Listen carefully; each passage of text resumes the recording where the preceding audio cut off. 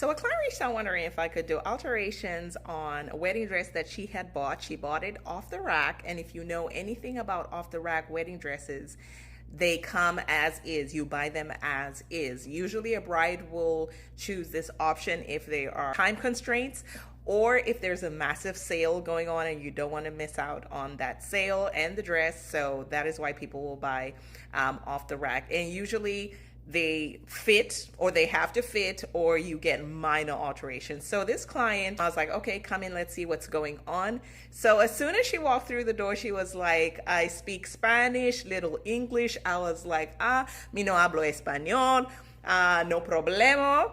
We will use Google Translate and a lot of patience. The language of well-fitting clothing is universal. So you can see from the top of her shoulders that the straps were a little too long. She wanted those shortened. The hemline as well, she wanted that shortened because she was a little on the short side. But her biggest concern was the bust area and how revealing it was. So she wanted the neckline raised up a little bit, and where it was like going deep, a deep V, she wanted that filled up. I was like, okay, no problem. I can definitely do that. We also discovered that the cups in the dress were so tiny. I'm like, what are these things going to do? So I went ahead and replaced those. These are the cups that I was replacing the little cups with.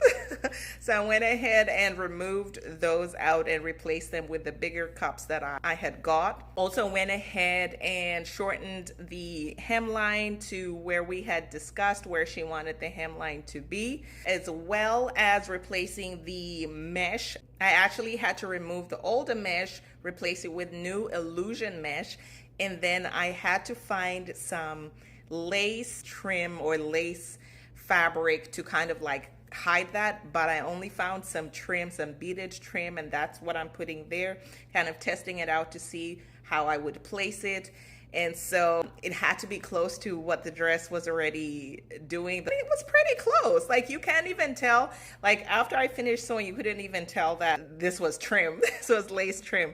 So went ahead, finished that off. She came in for her final fitting. She absolutely loved all the alterations that I did. Her dress is pulling because she doesn't have her shoes on and she doesn't have her petticoat. She was like, crinoline. I was like, yeah, crinoline, your petticoat. But she was like, muchas gracias. I said, de nada. Before and after, how did I do?